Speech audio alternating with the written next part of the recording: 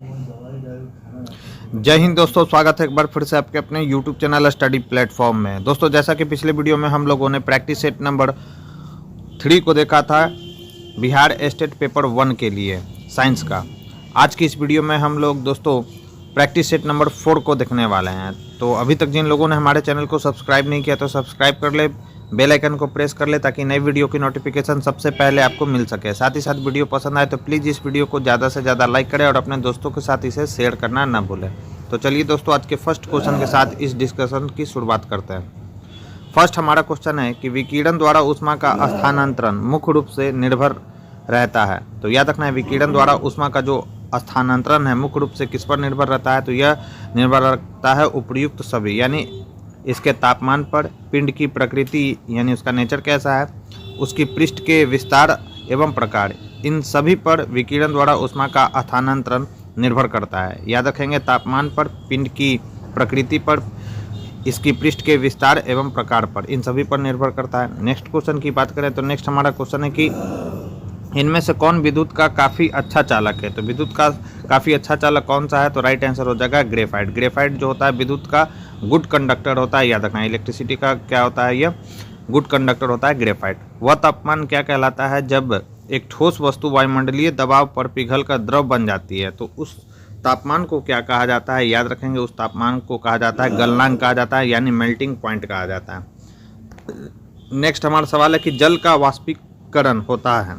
तो जल का वाष्पीकरण कब होता है, तो याद रखेंगे समस्त तापमानों पर जो है जल का वाष्पीकरण होता है। राइट आंसर हो जाएगा 4 का सी। जल का जो वाष्पीकरण है समस्त तापमानों पर होता है। एंथ्रेक्स एक प्रकार के डैश के कारण होता है। तो याद रखना है, यह सवाल बार बार पूछा जाता है। एंथ्रेक्स नामक जो रोग है वह जीवाणु के कारण फैलता है। याद रखेंगे, राइट आंसर हो जाएगा ऑप्शन ए बैक्टीरिया यानी जीवाणु। निम्नलिखित में से कौन सा एक रोग और उसके कारक जीव के बारे में सही नहीं है। आपको गलत पहचानना है कि इसमें से कौन सा जो है गलत है। तो एड्स होता है HIV के कारण, बिल्कुल सही है। मलेरिया होता है प्लाज्मोडियम के कारण, ये भी सही है। TB होता है माइकोबैक्टीरियम के कारण, ये भी सही है। हैजा जो है इन्फ्लुएंजा के कारण होता है। यह स्टेटमेंट यहाँ पर जो दिया गया है वह बिल्कुल गलत दिया गया है। हैजा जो होता है वो किसके कारण होता है, तो विब्रियो कॉलेरी नामक बैक्टीरिया के कारण होता है हैजा। तो राइट आंसर क्या हो जाएगा, इसका राइट आंसर हो जाएगा ऑप्शन डी। पूरा जो डिटेल है दोस्तों आपको PDF में देखने को मिल जाएगा। PDF का जो लिंक है वो डिस्क्रिप्शन बॉक्स में दिया गया है, तो आप वहां से जाकर इस वीडियो की PDF को डाउनलोड करके इस पूरे वीडियो का जो है दोस्तों डिटेल देख सकते हैं। नेक्स्ट है ट्रैंकुलाइजर यानी प्रशांतक सामान्यतः इनमें से किस रोग या विकार के लिए दिया जाता है। तो किस रोग या विकार के लिए दिया जाता है, तो चिंता के लिए यह दिया जाता है। राइट आंसर हो जाएगा ऑप्शन बी। इबोला है, आपसे पूछा जा रहा है कि इबोला क्या है। तो याद रखेंगे दोस्तों, इबोला जो है पश्चिमी अफ्रीका में सीमित एक विषाणु रोग है इबोला। राइट आंसर हो जाएगा ऑप्शन ए, इसका बिल्कुल सही आंसर होगा। नेक्स्ट हमारा जो सवाल है वह है निम्नलिखित में से कौन सा जैव भू रासायनिक चक्र औषधि चक्रण प्रकार का होता है। यह पूछा गया है औषधि चक्रण प्रकार का कौन सा होता है। तो याद रखना है, यह होता है डी यानी फॉस्फोरस। तो निम्नलिखित में से कौन सा जो है जैव भू रासायनिक चक्र औषधि चक्रण का होता है, तो वह कौन सा है, तो वह है दोस्तों फॉस्फोरस। राइट आंसर हो जाएगा फॉस्फोरस। नेक्स्ट हमारा जो सवाल है वह है कि यदि एक हवाई जहाज 4000 मीटर की दूरी तय करता है और किया गया कार्य जो है 20,000 जूल है, तो किया गया बल क्या होगा। तो आपने पढ़ा होगा वर्क डन बराबर क्या होता है। वर्क डन बराबर होता है फोर्स इंटू डिस्प्लेसमेंट। ठीक है, तो अगर आप यहाँ से वर्क डन हमारा कितना दिया हुआ है 20,000 जूल दिया हुआ है और डिस्प्लेसमेंट कितना है हमारा 4000 है, तो ये 30 यहाँ से कैंसिल आउट हो गया। तो अगर आप यहाँ से काटेंगे तो ये कितना हो जाएगा 0.5 मिनट। ये यहाँ से अगर आप इसको काटेंगे, ये 20,000 एक जीरो और होगा, तो ये कट गया, तो 4×5 कितना हो गया 20 हो गया, तो ये कितना हो जाएगा 5 न्यूटन। इसका जो होगा बिल्कुल सही आंसर होगा। तो इसका राइट आंसर क्या हो जाएगा, ऑप्शन ए, इसका बिल्कुल सही आंसर होगा दोस्तों। नेक्स्ट है निम्नलिखित में से कौन सी भौतिक राशि किए गए कार्य की दर कहलाती है। तो किया गया कार्य का दर क्या कहलाता है, तो यह कहलाता है शक्ति यानी पावर कहलाता है ये। नेक्स्ट हमारा है कि यदि एक वस्तु का वेग उसके प्रारंभिक वेग का दुगना हो जाता है, तब उसकी गतिज ऊर्जा उसकी प्रारंभिक गतिज ऊर्जा की n गुनी हो जाती है। n का मान क्या होगा, ये आपसे पूछा जा रहा है। तो आपने पढ़ा है काइनेटिक एनर्जी बराबर क्या होता है, काइनेटिक एनर्जी बराबर होता है हाफ mv²। तो अगर v दुगना हो जाएगा तो काइनेटिक एनर्जी कितना हो जाएगा, तो ये चौगुना हो जाएगा यानी 4 टाइम्स हो जाएगा। राइट आंसर हो जाएगा ऑप्शन बी इसका बिल्कुल सही आंसर होगा। नेक्स्ट है, जब एक रबर बैंड खींचते हैं तो हस्तांतरित ऊर्जा डैश के रूप में संग्रहित होती है।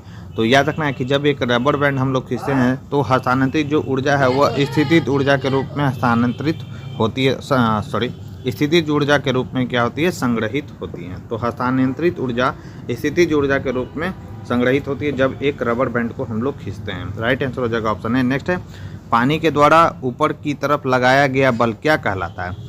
तो पानी के द्वारा ऊपर की ओर लगाया गया बल क्या कहलाता है, उत्प्लावन बल कहलाता है। राइट आंसर हो जाएगा ऑप्शन सी यानी बॉयंसी फोर्स। जहाज़ों की गति में वृद्धि डैश पर आधारित है। तो जहाज़ों की गति में वृद्धि जो है किस पर आधारित होता है। राइट आंसर हो जाएगा आर्किमिडीज के सिद्धांत पर आधारित होता है, याद रखेंगे।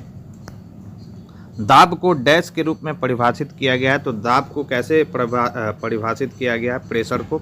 तो प्रेशर बराबर होता है फोर्स पर यूनिट एरिया, यानी इसका राइट आंसर क्या हो जाएगा, प्रणोद यानी थ्रस्ट प्रति इकाई क्षेत्रफल, यह क्या कहलाता है, दाब कहलाता है। राइट आंसर हो जाएगा ऑप्शन डी। सॉरी। नेक्स्ट, निम्नलिखित कारणों में से किसके कारण बादल आकाश में तैरते हैं, ये सवाल पूछा गया। तो बादल जो आकाश में किसके कारण तैरते हैं, तो निम्न घनत्व के कारण जो है बादल आकाश में तैरते हैं, और ये VVI सवाल है, याद रखना है। नेक्स्ट है, तत्वों को उनके परमाणु द्रव्यमान के आधार पर वर्गीकृत करने का श्रेय किसे दिया जाता है। परमाणु द्रव्यमान है यानी याद रखना एटॉमिक मास की यह बात कर रहा है। तो तत्वों को उनके परमाणु द्रव्यमान के आधार पर वर्गीकृत करने का श्रेय किसे दिया जाता है, तो यह दिया जाता है मेंडलीव को। ठीक है, कब किया था इन्होंने, तो 1869 में, ये भी डेट याद रखना है। लेकिन एटॉमिक नंबर से किसने किया था, तो यह किया था मोसले ने, याद रखेंगे। नेक्स्ट है, आधुनिक आवर्त सारणी में तत्वों को व्यवस्थित किया गया है। तो याद रखना है आधुनिक आवर्त जो सारणी है, आधुनिक आवर्त सारणी, उसमें तत्वों को जो है परमाणु क्रमांक यानी एटॉमिक नंबर के बढ़ते क्रम में इसको जो है व्यवस्थित किया गया है। राइट आंसर हो जाएगा ऑप्शन सी। नेक्स्ट है, डैश तत्वों में सबसे बड़ा परमाणु है, सबसे बड़ा परमाणु आपसे पूछा जा रहा है। 20 का राइट आंसर क्या हो जाएगा, सी। लिथियम तत्वों में सबसे बड़ा परमाणु है, याद रखना है, यानी इसका एटॉमिक साइज जो है लिथियम तत्वों में सबसे बड़ा परमाणु है। राइट, यानी एटॉमिक साइज इसका क्या है, ज़्यादा है।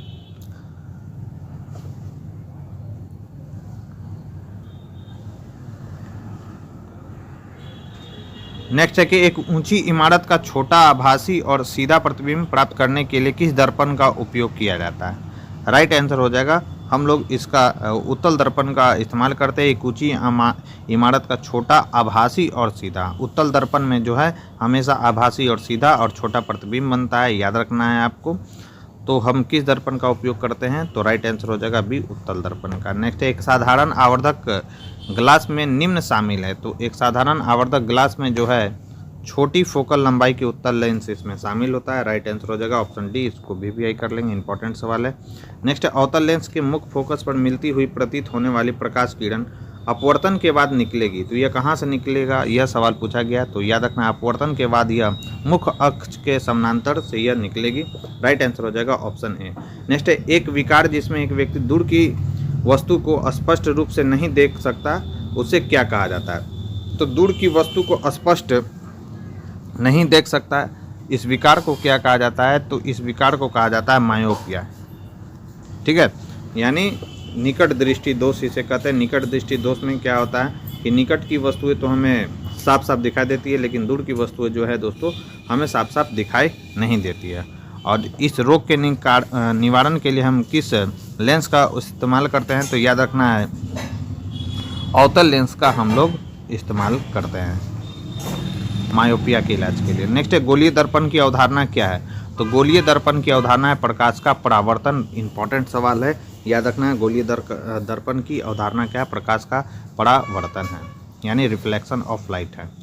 किसी वस्तु के संवेग परिवर्तन की दर बल की दिशा में आरोपित असंतुलित बल के समानुपाती होता है। इस नियम को क्या कहा जाता है, यह सवाल पूछा गया है। तो इस नियम को कहा जाता है न्यूटन का गति का दूसरा नियम कहलाता है। संवेग में परिवर्तन की दर को क्या कहा जाता है, फोर्स कहा जाता है, याद रखेंगे। निम्नलिखित में से कौन सी भौतिक इकाई एक वस्तु की स्थिर या एक समान गतिशील स्थिति को बदलती है या बदलने का प्रयास करती है? राइट आंसर हो जाएगा बल। राइट आंसर क्या हो जाएगा? फोर्स। m/2 द्रव्यमान की कोई वस्तु जिसका वेग 2v है का संवेग क्या होगा? तो संवेग बराबर आप लोगों ने पढ़ा है p इक्वल टू क्या होता है? मास इंटू वेलोसिटी होता है। मास इसका है क्या हमारा m/2 और वेलोसिटी क्या है 2v, तो 2 कैंसल आउट हो गया। तो राइट आंसर क्या हो जाएगा? mv होगा। mv किस में है? तो यह है ऑप्शन बी में। तो 28 का राइट आंसर क्या हो जाएगा? बी होगा। ग्रहों की गति के नियम की खोज किसने की थी? तो ग्रहों की गति के नियम की खोज किसके द्वारा किया गया था? तो यह किया गया था केपलर के द्वारा। राइट आंसर हो जाएगा ऑप्शन डी। जब एक वस्तु एक समान विद्युतीय वेग उत्पन्न करती है तो निम्नलिखित में से कौन सा परिवर्तित होता है? परिवर्तित पूछा जा रहा है, कौन सा परिवर्तित होता है? राइट आंसर हो जाएगा दिशा इसका चेंज होता है, याद रखेंगे। यदि 10 किलोग्राम द्रव्यमान की किसी वस्तु पर 20 न्यूटन का बल लगाया जाता है तो त्वरण कितना होगा? तो फोर्स इक्वल टू कितना होता है? फोर्स इक्वल टू होता है मास इंटू एक्सेलरेशन। ठीक है, फोर्स हमारा कितना है? फोर्स हमारा है 20 न्यूटन और मास हमारा कितना है 10। तो एक्सेलरेशन कितना हो जाएगा? तो एक्सेलरेशन हमारा हो जाएगा 2 मीटर पर सेकेंड स्क्वायर। राइट आंसर क्या हो जाएगा? 31 का राइट आंसर हो जाएगा option D.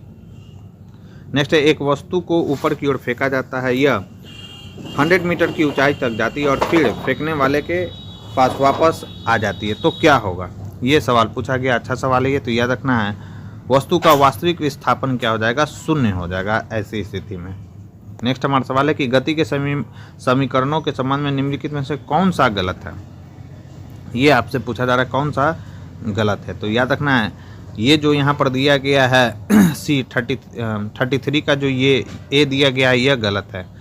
2AH equal to क्या होता है? v square minus you square होता है, न कि u square minus v square होता है। तो यही गलत है यहाँ पर। बाकी सभी गति का जो यहाँ पर फार्मूला दिया गया है, समीकरण इक्वेशन दिया गया है, वो सही है, याद रखेंगे।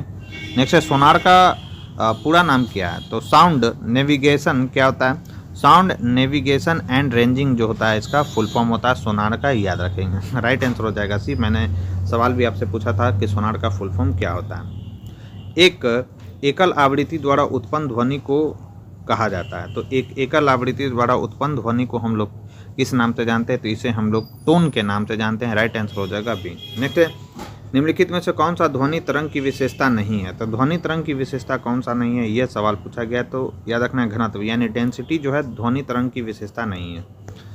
श्रवणीय रेंज से नीचे आवृत्तियों के साथ ध्वनि तरंगों को कहा जाता है।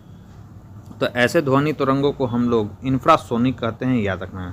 श्रवणीय रेंज से नीचे आवृत्तियों के साथ ध्वनि तरंगों को क्या कहा जाता है? तो यह कहा जाता है इंफ्रासोनिक।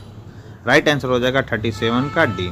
नेक्स्ट है, प्रबल अम्ल के संबंध में निम्नलिखित में से कौन सा कथन गलत है? गलत कथन की पहचान करना है। तो याद रखना है कि अम्ल एक रासायनिक पदार्थ है जिसमें स्वाद नमकीन होता है।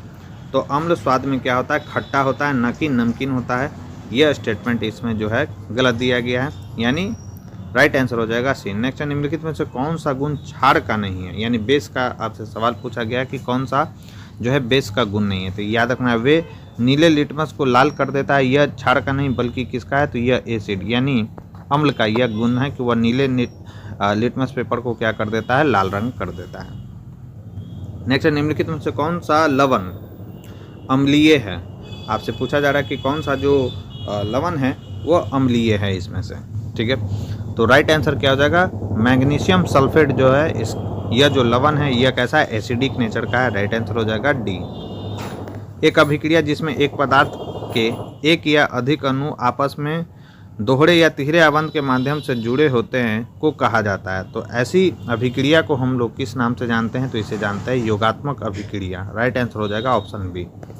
नेक्स्ट है, कार्बनिक यौगिकों की एक श्रृंखला जिनका कार्यात्मक समूह समान होता है लेकिन CH2 समूह भिन्न है कहलाती है। सॉरी। तो ऐसे कार्बनिक यौगिकों को हम लोग समजातीय श्रेणी के अंतर्गत रखते हैं। 42 का राइट आंसर हो जाएगा ऑप्शन डी। पूरा जो डिटेल है वो PDF में दिया गया है, आप वहाँ से जाकर इसका पूरा डिटेल देख सकते हैं। नीचे दी गई संरचना में दर्शाए गए यौगिक का नाम बताना है कि इस यौगिक का नाम क्या है। तो इस यौगिक का नाम क्या है? तो इस यौगिक का नाम आसानी से बता सकते हैं, कई बार आपने देखा भी होगा इसे। तो इसका नाम है बेंजीन। साइक्लोहेक्सिन को बोला जाता है क्या, बेंजीन बोला जाता है। अल्कोहल में क्या होता है, तो अल्कोहल में अगर आप बात करें सिंपल अल्कोहल है CH3OH। मेथनॉल को अगर हम ले लें तो इसमें कार्बन होता है, हाइड्रोजन होता है और ऑक्सीजन होता है। अब कार्बन, हाइड्रोजन और ऑक्सीजन किस में है, तो यह ऑप्शन बी में है, तो 44 का राइट आंसर हो जाएगा ऑप्शन बी। धारा प्रवाहित करने के लिए उपयोग किया जाने वाले तरल को क्या कहा जाता है, तो धारा प्रवाहित करने के लिए उपयोग किया जाने वाले तरल को क्या कहा जाता है, तो इसे कहा जाता है इलेक्ट्रोलाइट। राइट आंसर हो जाएगा ऑप्शन टी। गुणसूत्र किससे संबंधित है, तो गुणसूत्र किससे संबंधित होता है, तो याद रखेंगे आनुवांशिक लक्षणों के संचारण से संबंधित होता है गुणसूत्र। नेक्स्ट, उस बिंदु का क्या नाम है जिस पर क्रोमोसोम में क्रोमैटिक जुड़ते हैं, इंपॉर्टेंट सवाल है। तो उस बिंदु को क्या कहा जाता है जिस पर क्रोमोसोम क्रोमैटिक से जुड़ते हैं, तो उस बिंदु को कहा जाता है दोस्तों, याद रखेंगे सेंट्रोमियर कहा जाता है। इंपॉर्टेंट रहेगा ये सवाल। मानव जाति के आनुवांशिक मूल यानी जेनेटिक रूट्स कहाँ मौजूद है, तो यह जेनेटिक जो रूट्स है यह कहाँ पर मौजूद है, अफ्रीका में। नेक्स्ट हमारा सवाल है कि जीवन की उत्पत्ति के बारे में ऑपेरिन का सिद्धांत किससे संबंधित है, तो ऑपेरिन का जो सिद्धांत है वह संबंधित है रासायनिक विकास से। राइट आंसर हो जाएगा ऑप्शन ए। नेक्स्ट है, मशीन द्वारा निरंतर विद्युत प्रदान किए जाने पर एक वस्तु सीधी रेखा में आगे बढ़ती है। वस्तु द्वारा समय t में पार की गई दूरी का अनुपातिक होगा, तो इसका राइट आंसर क्या हो जाएगा, इसका किसके अनुपातिक हो जाएगा, तो यह हो जाएगा T⁻3/2 के। राइट आंसर हो जाएगा ऑप्शन डी। नेक्स्ट हमारा सवाल है कि आरेख क्या प्रदर्शित करता है, यह सवाल पूछा गया है। तो आरेख इसमें प्रदर्शित करता है खुले परिपथ में इलेक्ट्रॉनों की यादृच्छिक गति यानी रैंडम मोशन को यह जो है दोस्तों यह आरेख दर्शाता है। नेक्स्ट, निम्नलिखित में से कौन सा उपकरण विद्युत चुंबकीय प्रेरण की घटना पर आधारित है, इंपॉर्टेंट सवाल है ये। विद्युत चुंबकीय प्रेरण की घटना पर कौन सा यहाँ पर आधारित है, तो राइट आंसर हो जाएगा जनरेटर जो होता है वह विद्युत चुंबकीय सिद्धांत पर कार्य करता है। निम्न में से कौन सा ट्रांसफार्मर का मूल अवयव नहीं है, तो ट्रांसफार्मर का जो मूल अवयव नहीं है वो कौन सा है, तो याद रखना है परस्पर अभिवाहन। यह जो है ट्रांसफार्मर का मूल अवयव नहीं है। 53 का राइट आंसर हो जाएगा डी। नेक्स्ट है, किसने विद्युत चुंबकत्व और प्रकाश के संयोजन द्वारा यह प्रदर्शित किया कि प्रकाश एक विद्युत चुंबकीय तरंग है, यह किसने बताया था, तो प्रकाश एक विद्युत चुंबकीय तरंग है यह बताया था जेम्स मैक्सवेल ने। याद रखेंगे जेम्स मैक्सवेल ने बताया था क्या कि प्रकाश एक विद्युत चुंबकीय क्या है, तरंग है। राइट आंसर हो जाएगा 54 का राइट आंसर हो जाएगा सी। नेक्स्ट, किसी ज्यावक्रीय वोल्टता स्रोत में श्रृंखला के रूप में जोड़े गए संधारित्र तथा प्रतिरोधक पर विचार करें। संधारित्र के आर पार की वोल्टता प्रतिरोधक के आर पार की वोल्टता की तुलना में थीटा डिग्री कोण तक पश्चगामी है। थीटा का मान कितना है, यह सवाल पूछा गया। तो थीटा का मान कितना होगा, याद रखेंगे राइट आंसर हो जाएगा +90 डिग्री इसका जो होगा यह थीटा का मान होगा। शक्ति कारक यानी पावर फैक्टर का अधिकतम मान डैश है, तो पावर फैक्टर का अधिकतम जो मान होता है इकाई होता है, याद रखेंगे। राइट आंसर हो जाएगा 56 का ए। नेक्स्ट, निम्न में से कौन से कथन सत्य है, सत्य कथन की पहचान करना कि कौन सा कथन जो है सत्य है, तो याद रखना है चालक पर आरोपित बल विद्युत धारा के परिमाण पर निर्भर करता है, यह बिल्कुल इसमें सही है। चालक पर आरोपित बल चुंबकीय क्षेत्र सामर्थ्य के परिमाण पर निर्भर करता है, यह भी स्टेटमेंट गलत है। चालक पर आरोपित बल विद्युत धारा की दिशा पर जो है निर्भर करता है, यह स्टेटमेंट जो है दोस्तों गलत दिया गया है। राइट आंसर हो जाएगा केवल 1 और 2 ही इसमें सही है। नेक्स्ट, निम्नलिखित में से कौन सा नाइट्रोजन फिक्सिंग बैक्टीरिया है। नाइट्रोजन फिक्सिंग बैक्टीरिया आपसे पूछा जा रहा है कि कौन सा नाइट्रोजन फिक्सिंग बैक्टीरिया, तो याद रखना है राइजोबियम जो है वह एक नाइट्रोजन फिक्सिंग बैक्टीरिया है। राइट आंसर हो जाएगा ऑप्शन बी। नेक्स्ट, निम्नलिखित में से कौन सा राइजोइडस के बारे में गलत है, ठीक है। तो याद रखना है राइजोइडस के बारे में कौन सा गलत आपसे पूछा जा रहा है, तो राइट आंसर हो जाएगा इनमें पूर्ण विकसित तना, जड़ और पत्तियां होती है, यह स्टेटमेंट इसमें गलत है। और भी इसके बारे में जान लेते हैं। इनकी संरचना और कार्य संवहनी भूपादप के मूल रोम के समान है, यह स्टेटमेंट इसमें सही है। यह ब्रायोफाइट्स की निचली बाह्य त्वचा यानी एपिडर्मल की कोशिकाओं से बढ़ने वाले उभार होते हैं, यह भी सही है। और क्या सही है, याद रखना है वे विभिन्न ऊतकों से बनी बहुकोशीय संरचना होती है, यह सही है। गलत इसमें एक ही है, इनमें पुनः विकसित तना, जड़ और पत्तियां होती है, यह स्टेटमेंट गलत है। डैश संवहनीय ऊतक वाले जमीनी पौधे होते हैं, पहले जमीनी पौधे होते हैं। तो याद रखना है कौन सा है जो संवहनीय ऊतक वाला पहला जमीनी पौधे होते हैं, जमीनी पौधे थे, सॉरी जिमनी मैं बोल रहा, जमीनी पौधे होते हैं। पहले जमीनी पौधे कौन होते हैं, संवहनीय ऊतक उसमें होता है। राइट आंसर की बात करें तो 60 का राइट आंसर हो जाएगा टेरिडोफाइटा। टेरिडोफाइटा संवहनीय ऊतक वाले पहले जमीनी पौधे होते हैं, राइट आंसर हो जाएगा डी।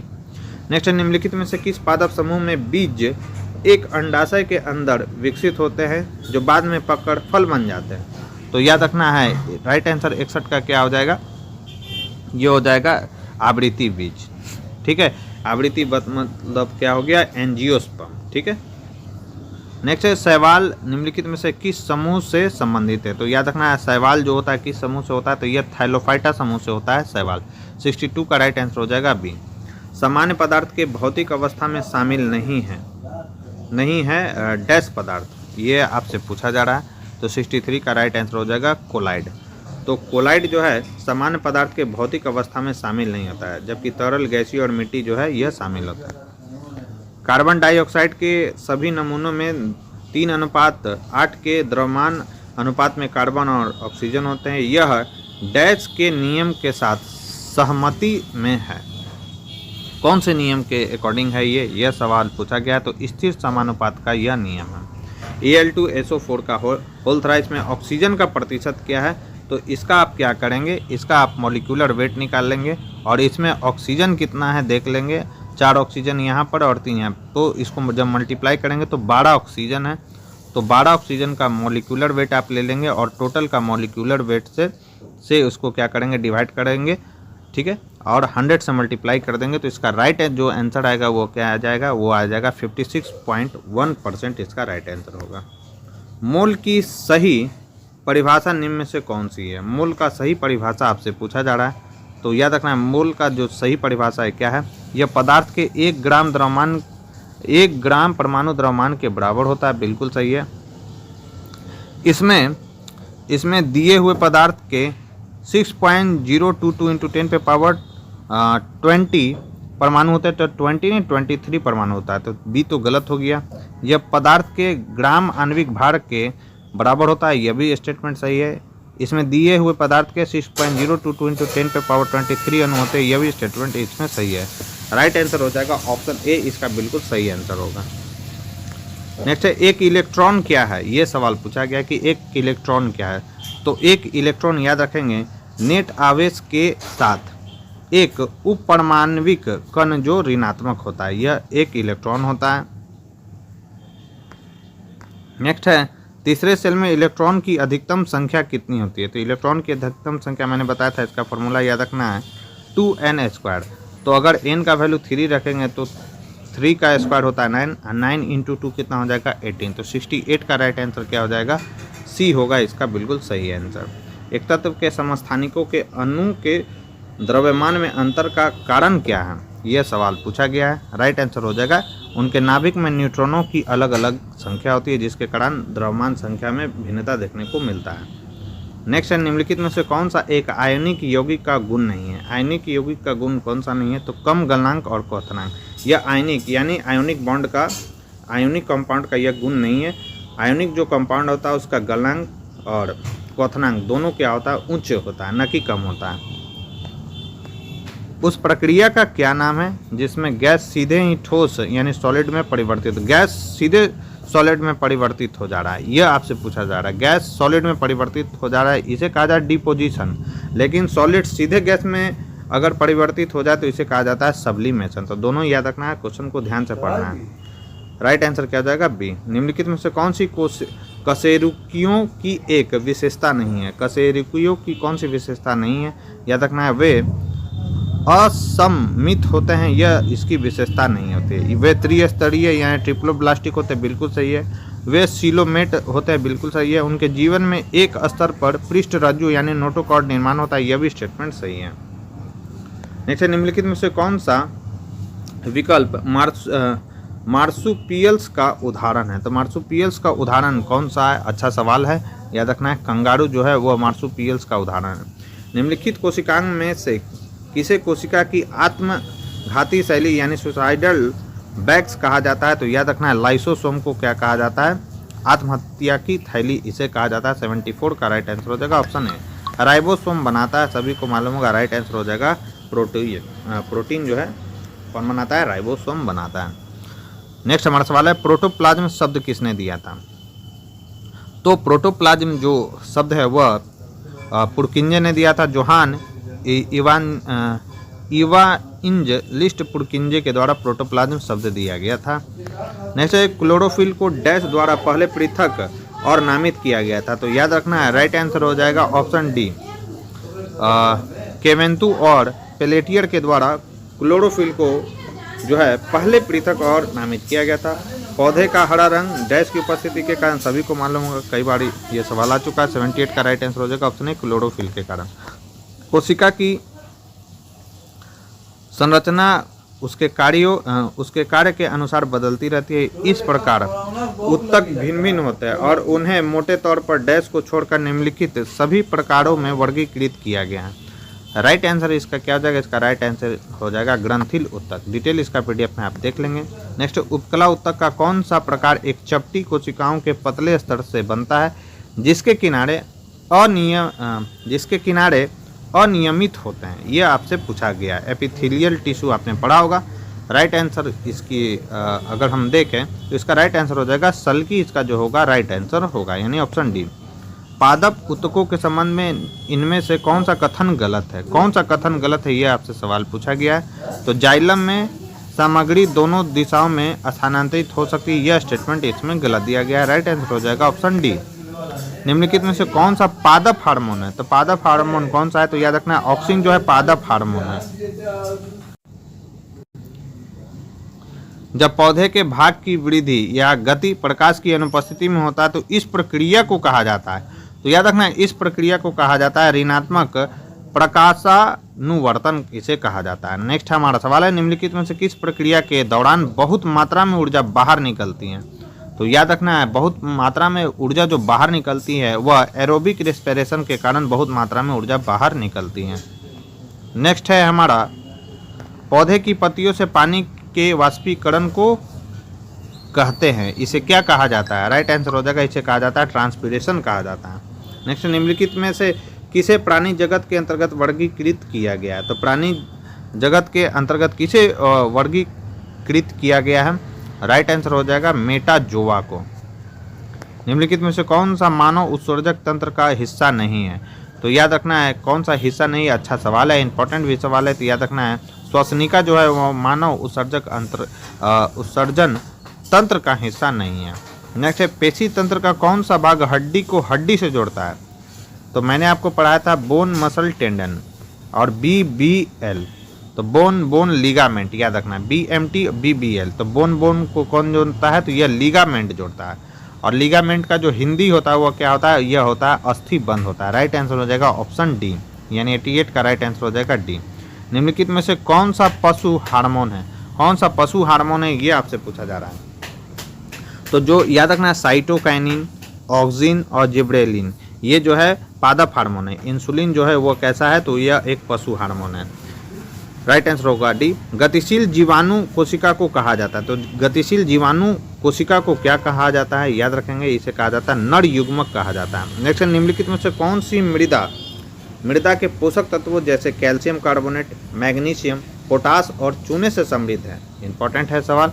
राइट आंसर हो जाएगा यह कौन सा है? तो यह है काली मृदा यानी ब्लैक सॉइल। लाइकेन एक ऐसा जीव है जो डैश की चेतावनी देता है। तो याद रखना यह वायु प्रदूषण की चेतावनी देता है लाइकेन। 92 का राइट आंसर हो जाएगा ऑप्शन बी। इनमें से कौन सा पर्यावरण संबंधित चिंता का विषय नहीं है? तो याद रखना है पर्यावरण संबंधित चिंता का विषय कौन सा नहीं है? राइट आंसर हो जाएगा ओजोन परत का बढ़ना जो है वह पर्यावरण संबंधी चिंता का विषय नहीं है। जबकि ग्लोबल वार्मिंग, प्रदूषण स्तर का बढ़ना, प्लास्टिक की खपत और इस्तेमाल में वृद्धि यह पर्यावरण प्रदूषण से संबंधित चिंता का विषय है। नेक्स्ट निम्नलिखित में से किसमें CFC यानी क्लोरोफ्लोरोकार्बन होते हैं? तो याद रखना है क्लोरो जो कार्बन होता है वह प्रशीतकों में होता है, यानी रेफ्रिजरेटर में होता है। क्लोरोफ्लोरोकार्बन से निकलने वाली डैश गैस ओजोन परत के लिए हानिकारक होता है। यह आपसे सवाल पूछा जा रहा है। राइट आंसर हो जाएगा 95 का क्लोरीन।